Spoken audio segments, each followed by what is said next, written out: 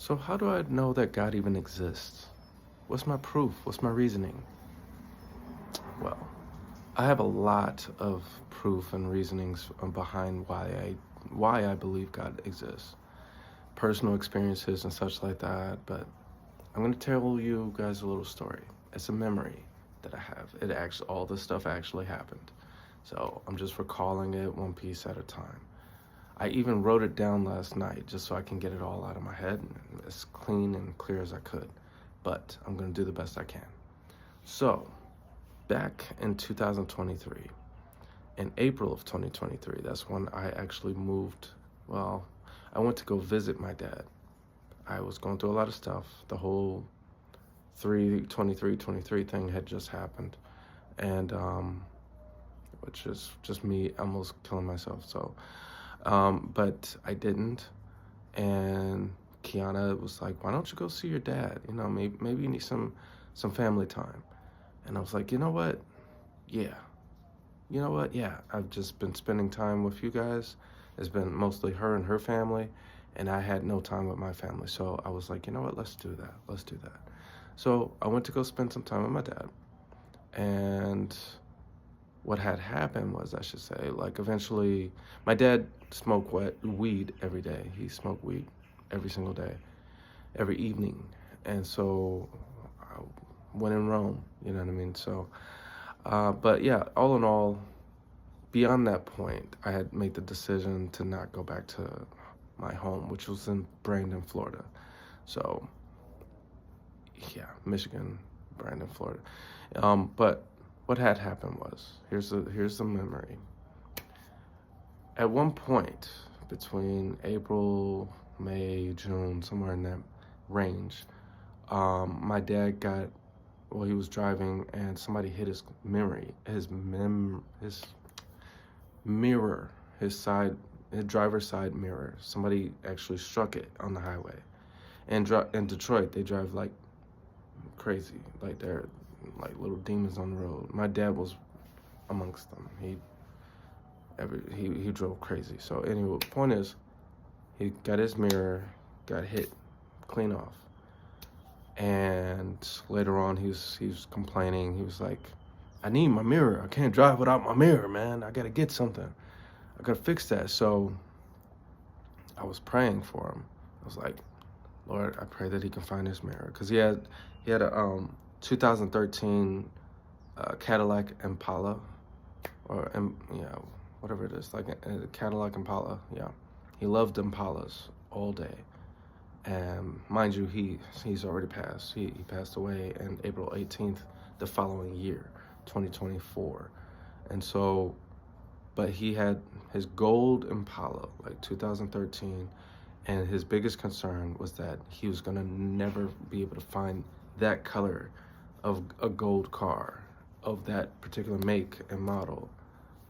Like, he was so concerned about that.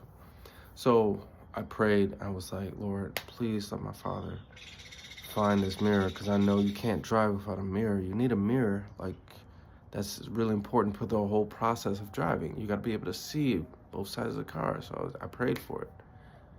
And I kid you not, one day, I don't know, I can't remember what day. Let's just say it was Thursday.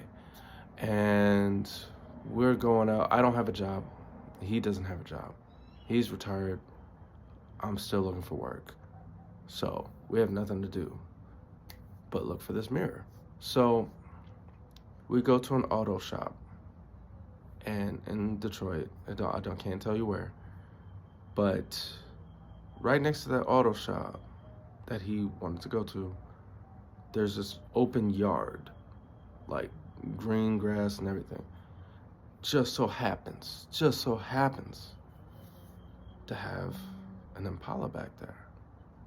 It looked like it was the same color, but we weren't sure. So before we just go and investigate, we talked to the guys at the auto shop. We're like, "Yo, I think there might be an Impala over there." Like, he told the guy his problem. He said, "My mirror got knocked off on the highway, whatever." But is there a possibility, like, we could talk to the guy next door? Like, do you know his number or whatever? He says, no, the guy next door is on vacation. He's been on vacation for a while, and we don't know when he's coming back or whatever. So, but the guy's really cool, and it would be okay if you want to go check out the car. They're like, for real? He's like, yeah. If you need something off of it too, you could take it. And I was like, what? What are you talking about? Like, that's what I'm thinking. My dad's just like, done deal, let's do it. And I'm like, dude, but we can't just take and steal from off a car. And my dad he was committed. He was like, let's go, Jordan. I'm like, shit. Like, so anyway, so we're going. We gotta climb the fence. It's one of those, regular hatch fences, like there's like cross things. And we climb this fence, and we get to this car. And this car is the most perfect, exact match of a car. It is the exact model, exact make, exact year, exact gold color, the exact gold color that he was looking for. We didn't see that coming. But we're thinking, how the heck are we gonna get into the car? You know what I mean? It's great that we found this car, but we can't take the mirror off without getting on the inside of the door. At least that's what my dad was talking. And so we try to get in. There's a window in the back that's actually open.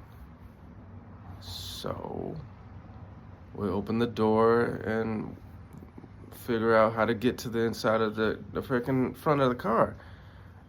Don't tell me why that door was open or window was open. Like, most of the time, people in Detroit don't trust anybody. So it's like all your windows are up and the door is locked. It's certainly locked, but we got it unopened. We got into the inside of the car. So my dad, knowing cars like he does, he manages to take off the mirror, like, a long story short. But I have to go back to the car, to our car, to his car, to get the tools and stuff like that, to make everything happen. Point is, we get this mirror, but the only problem is that the mirror was almost a perfect fit. It was almost a perfect fit, except it didn't actually have the mirror in it, like the little lens. But the whole little contraption was perfect. So we took it. He undid it, took it out and everything like that. We put it in our car, and we go to he figured we'd just go to a junkyard, see if we could find something similar. We found the exact same Impala, like, cause everybody loves Impalas in Detroit. Like, they're like everywhere. And we found the same year, same make, same model, like, mirror. Not the same color. It was a blue mirror, but it had the mirror in it. So all in all, my dad does some Detroit stuff. He ends up taking the mirror off of the other, like, the little lens off of the mirror and stuff like that. And he tells me to put it in my pocket. And yeah, he goes and talks to the cashier about some stuff while he tells me to go to his car. So yeah, I kind of did something that I should not have done. I'm not gonna say, but all in all, we put it together with the car, with his car, and put it on, and it works just perfectly fine. And it was an exact match, and it all happened in the same day. And I swear it was like a Detroit miracle or whatever. I don't know, but it was just like, how did all these pieces and puzzles just come together, like, just like that? The fact that this car was right next to the auto shop that he was going to. He was going to see what he can do. But turns out he found the exact replica of the car across the way. And it was like, I'm thinking, the whole time we were doing all that stuff, I'm thinking just like, keep your eyes open. You don't know who's coming around. There's no cops coming around or whatever.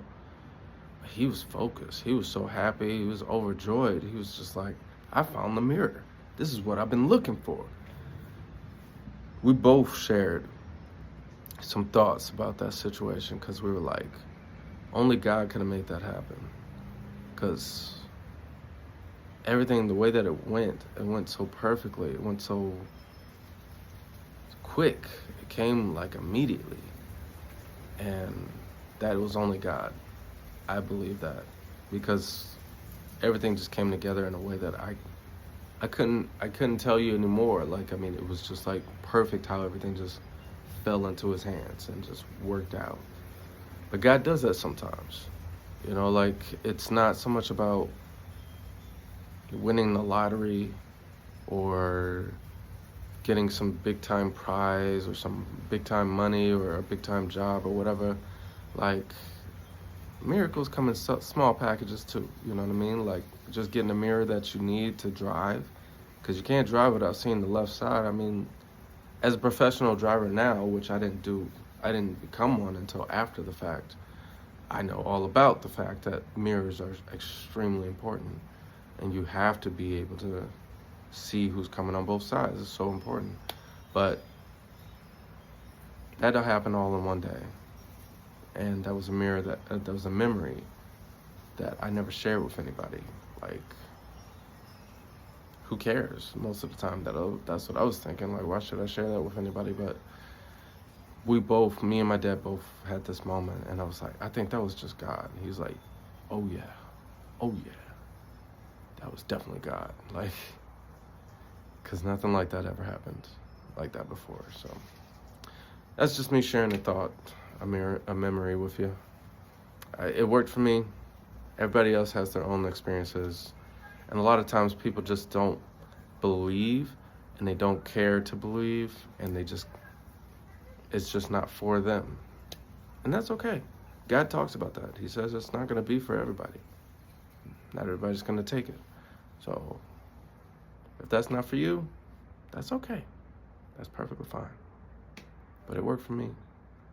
And to be perfectly honest, if you ask God, if you actually say, God, if you're real, do this or that, he never fails to show you something. Like, I mean, all you got to do is say, prove it, show it, make it happen. I mean, sure, it depends on the thing that's happening. Like, you can't be like, I wish that my mom was alive still. Like, I mean, certain things, if it's in God's will, he'll make it happen. But in other ways, ask him to prove himself. He will come up. He will show out. He will do it. And he does it every time. So if it doesn't work for you, I'm sorry. But that's my story, and that was just one of the events that happened that proved that God was real for me. So that's it.